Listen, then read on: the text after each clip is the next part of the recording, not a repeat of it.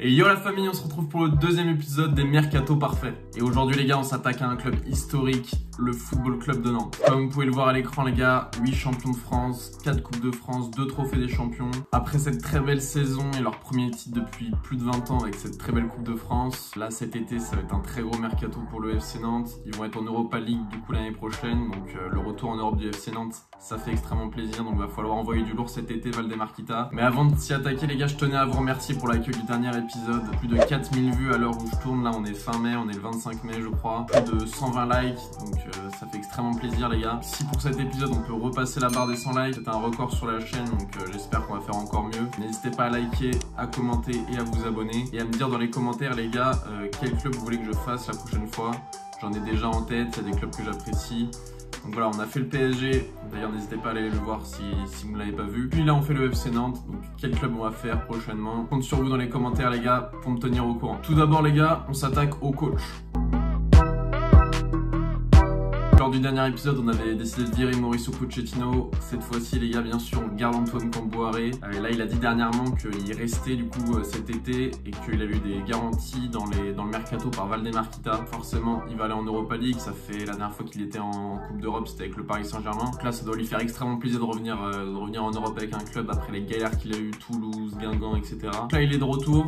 Valdemarquita, normalement, on le connaît Valdemar, c'est pas quelqu'un de très fiable, mais il va aligner les ronds. Antoine Kombouaré va pouvoir essayer d'ajuster un petit peu son équipe et de l'affiner pour faire très beaux résultats l'an prochain en Europa League. Faut pas oublier qu'Antoine Kombouaré, il a repris l'équipe après Raymond Domenech qui avait fait 5 défaites et 2 nuls en 7 matchs, donc 0 victoire. Antoine Kombouaré, il a réussi à maintenir le FC Nantes en fin de saison, puis à les emmener en Coupe d'Europe l'année d'après en gagnant un titre, le premier titre depuis plus de 20 ans. Très bon coach Antoine Kombouaré cette saison, donc c'est normal qu'il continue l'année prochaine. Maintenant, on s'attaque au départ les gars. Là on est sur Transfer Market, histoire d'avoir l'effectif et d'avoir une idée de prix des joueurs. Je vais vendre Denis Petric du coup directement. Cyprien les gars, je ne lève pas l'option d'achat. Elle est à 8 millions, donc soit on arrive à la négocier, on va dire 3-4 millions grand max. Mais par rapport à son talent et à sa saison, 8 millions c'est bien trop élevé. Et je ne garde pas. Et je fais partir Rolly Pereira Dessa, c'est un joueur que j'aime pas du tout. Apparemment c'est un 4 dans le vestiaire et puis j'ai vu dans l'interview RMC Sport qu'il avait annoncé depuis des mois et des mois que le FC Nantes allait gagner la Coupe de France. Il en rêvait apparemment la nuit, etc. Mais personnellement quand je vais à la Beaujoire ou quand je regarde les matchs à la télé, c'est pas du tout un joueur que j'aime bien. Peut-être aussi que le faire jouer ailier droit comme le fait Kombouaré de temps en temps, c'est pas son meilleur poste. Et voilà, je le vends, donc 600 000. Et ensuite Goebbels, du coup c'est officiel, il retourne à Monaco. Voilà, il a fait une saison assez mauvaise. Koulibaly et Augustin, du coup 1,5 million pour les deux. Voilà, c'est des estimations Transfer Market. Si Augustin, personne n'en veut, ce qui est fort probable, pourquoi pas le licencier et alléger un petit peu la masse salariale. Donc les gars, on se retrouve directement face au 11 du FC Nantes 2022-2023 sur le site Demi-Volley. C'est le même site que j'avais utilisé pour le Paris Saint-Germain. J'ai vu qu'il y avait eu des bons retours, donc on va continuer là-dessus. Au gardien, les gars, forcément, je garde Alban Lafont. S'il n'y a pas moyen de garder Alban Lafont, les gars, je prendrais Benitez de Nice. Il lui reste qu'un an de contrat, mais je préfère garder Alban Lafont qui est plus jeune. Et forcément, il va être très courtisé cet été, Alban Lafont. Ça va être compliqué de le garder, mais si on arrive à le garder pour 1 ou 2 saisons de plus, ça serait top avec l'Europa League. Et sinon, Benitez de Nice, ça serait très bien en remplaçant. En doublure d'Alban Lafont, les gars, je prendrais Descamps. Simplement, je garde Descamps. Il a fait une très bonne saison en Coupe de France. Malheureusement, il n'a pas pu jouer la finale. Voilà, c'est un titre du PSG. Je me demande même s'il peut pas devenir numéro 1 en cas de départ d'Alban Lafont, mais apparemment, il n'a pas été très rassurant lors de ses derniers matchs. Donc, je sais pas trop, mais Alban Lafont numéro 1, Descamps numéro 2, je pense que ça fait largement l'affaire, les gars. Je l'ai même pas précisé, les gars, mais au fait, on joue en 5-3-2, un petit peu comme en finale de Coupe de France. Je sais que le 4-2-3-1, ça joue aussi au FC Nantes, mais moi, je pense qu'en 5-3-2, vraiment assurer la défense avec des pistons très bons. Je pense que c'est un système qui convient extrêmement bien au FC Nantes. En latéral gauche, les gars, je garde Quentin Merlin, le petit crack du FC Nantes. C'est un milieu de terrain de base, numéro 6-8 de formation. Mais là, en latéral gauche, cette année, il a été très bon. Il a fait beaucoup de passes décisives. Quentin Merlin, il faut le garder. Comme vous pouvez le voir à l'écran, il a une très bonne qualité de centre. Donc c'est vraiment la révélation de l'année. Il faut à tout prix le garder et l'inscrire dans le projet du FC Nantes. Il compte à son actif 2 buts et 3 passes décisives pour une première année en Ligue 1 en tant que latéral gauche. C'est très bien, surtout dans un club comme le FC Nantes qui marque pas beaucoup de buts. En latéral droit, les gars, c'est là où on va recruter. Les latéraux cette année au FC Nantes, ça n'a pas vraiment fait le taf à part Quentin Merlin. Donc là, il y a 2 possibilités. Mon choix numéro 1, ce serait 111. le latéral du FC Metz qui a fait une très belle saison, 2 très belles saisons d'ailleurs, parce que même l'année dernière, il était très bon. Cette année, il a encore été décisif, plusieurs buts, plusieurs passes décisives. Il est suivi par Crystal Palace, par Everton et par Arsenal. Donc voilà, je pense qu'il faut le conserver. Il a 25-26 ans. Il faut le conserver en Ligue 1. En Europa League, ça peut lui permettre d'avoir encore plus de visibilité. Voilà, il y a des statistiques qui tournent, comme quoi il est dans les top 5 des meilleurs défenseurs en termes de blocs, en termes de tacles réussis, des choses comme ça. Donc voilà, c'est un joueur qui est aussi bon défensivement qu'offensivement. Donc je pense que ça peut être une très bonne pioche pour le FC Nantes. Si ça ne fonctionne pas avec 111, les gars, une possibilité qui est le retour de Léo Dubois. Je sais, ça peut faire grincer les dents avec la réputation que lui font les supporters lyonnais, mais voilà, il a été capitaine du FC Nantes, capitaine de l'Olympique Lyonnais, et on sait qu'il aime le FC Nantes. Pourquoi pas un retour de Léo Dubois, forcément avec un salaire peut-être plus bas qu'il a actuellement à l'Olympique Lyonnais, mais c'est une opportunité ou une possibilité qu'il faut pas écarter. En doublure, les gars, de 111, je garde Sébastien Corchia. Il a l'expérience de la Ligue des Champions et de la Ligue Europa, donc des compétitions européennes, pardon, il les connaît. Il a joué avec Sochaux il y a très longtemps, avec Séville, avec le Benfica. Voilà, il a joué plusieurs fois la Ligue des Champions et plusieurs fois la Ligue Europa. Ça, c'est très important pour investir. Je le garde à tout prix de Sébastien Corchia.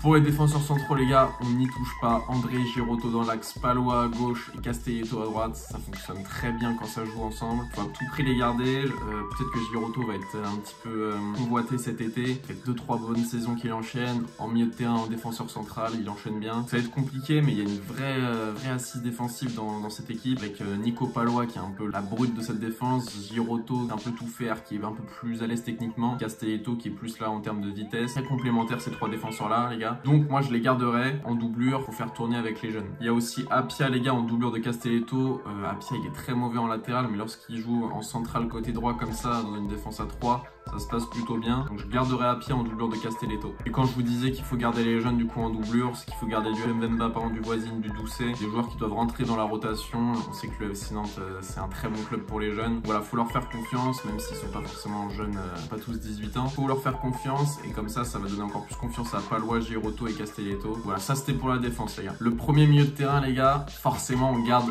Pedro Chilivella. Excellente saison de l'ancien Reds de Liverpool. Vraiment, il a été très impressionnant cette année, donc forcément il faut le garder et il faut en faire la pièce maîtresse un petit peu du milieu de terrain. Il n'est pas forcément ultra décisif, seulement 3 buts et une passe décisive cette année en 31 matchs de Ligue 1, mais dans le jeu il est très important et en plus quand il marque c'est souvent des beaux buts. En termes de joueur, c'est un très bon joueur, et en termes d'humain, il a l'air de vraiment apprécier le FC Nantes. Il s'intègre, il parle français, etc. Il est toujours à l'écoute des supporters. Moi j'en vois que du positif, donc il faut à tout prix le garder. À côté, on peut se permettre un milieu de terrain un petit peu plus offensif. C'est ce que permet une défense à 5, c'est d'avoir des milieux de terrain qui peuvent être un petit peu à l'aise techniquement et pas forcément que des numéros 6. Donc là, je prends Enzo Lefebvre, les gars. Il est à 5 millions sur Transfer Market, mais je pense que Lorient peut le vendre facilement 10 millions. Voilà, Enzo Lefebvre, c'est un petit peu la star de Lorient. Cette année, il a été très bon. Donc, je le vois très bien au FC Nantes. Ça lui fait monter d'un step. Il va arriver en Europa League, il va pouvoir montrer ce dont il est capable. Et puis, je le mets pas titulaire indiscutable puisque je recrute un autre milieu de terrain dans un profil différent avec qui il va être en concurrence. L'autre milieu de terrain, du coup, c'est un milieu de terrain défensif que Camboire apparemment apprécie beaucoup. Je vous cache pas que je le connais pas beaucoup, mais de ce que j'en ai vu, c'est que ça a l'air d'être un bon joueur. 27 ans, Tom Haye, Camboire a envoyé des recruteurs le regarder là depuis la mi-saison. Il a fait différents clubs aux Pays-Bas, mais apparemment c'est un joueur qui a du talent. Voilà, c'est un vrai numéro 6 lui, donc je le recrute un petit peu en mode Abdoulaye Touré il y a quelques années. Voilà, je vous cache pas que je sais pas vraiment ce qu'il vaut, mais apparemment Camboire l'apprécie, donc il y a de fortes chances qu'il vienne. Voilà, dans un souci de réalisme, je l'ai pris, comme ça on voit un petit peu à quoi pourrait ressembler le milieu de terrain du FC Nantes la saison prochaine. Donc voilà, moi je partirais sur du Chirivella Lefebvre en 6-8 et avec un Tom Haye en doublure qui pourrait venir, selon les profils des adversaires, prendre la place d'un des deux. En numéro 10, forcément, Ludovic Blas. On va dire que c'est le meilleur joueur du FC Nantes cette saison avec 10 buts et 5 passes décisives en Ligue 1. Beaucoup de pénaltys. D'ailleurs, les gars, il y a un truc que je comprends pas, c'est Ludovic Blas, il tire tous ses pénaltys au milieu ou au milieu un petit peu sur le côté.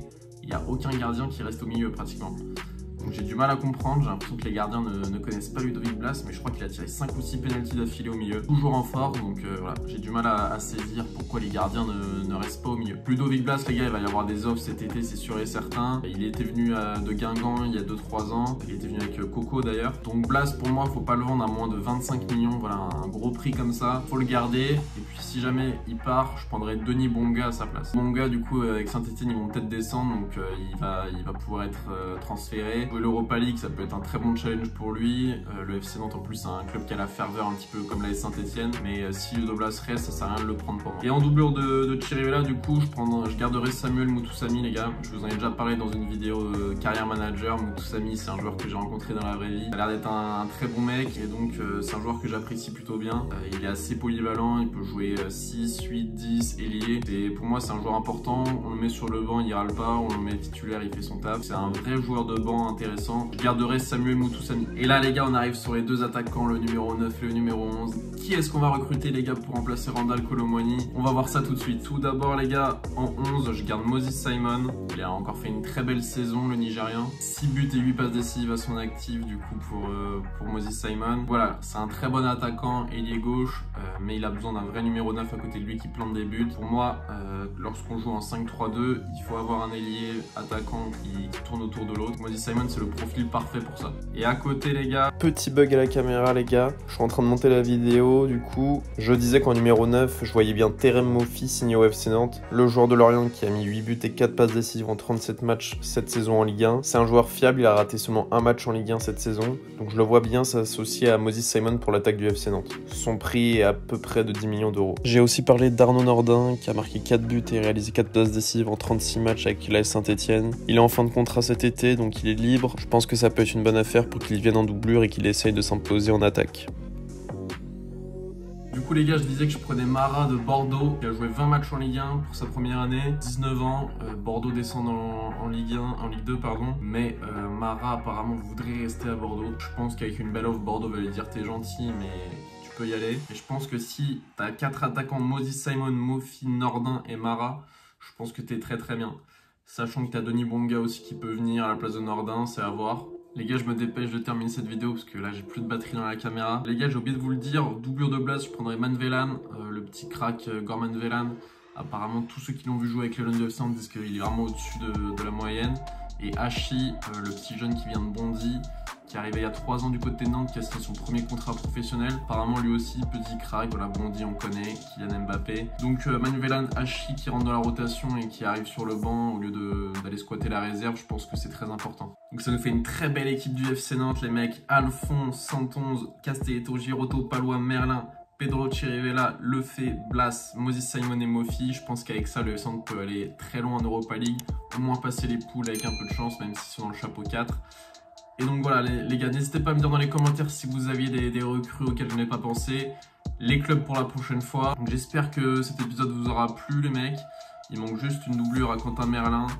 Voilà, j'ai pas trouvé de joueur vraiment qui m'a intéressé.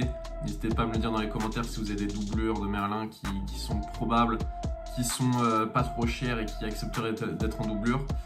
En tout cas les gars, merci d'avoir regardé cet épisode. C'était BR10, je vous souhaite une bonne matinée, une bonne journée, une bonne soirée, une bonne nuit. N'hésitez pas à liker, commenter, partager. Peace!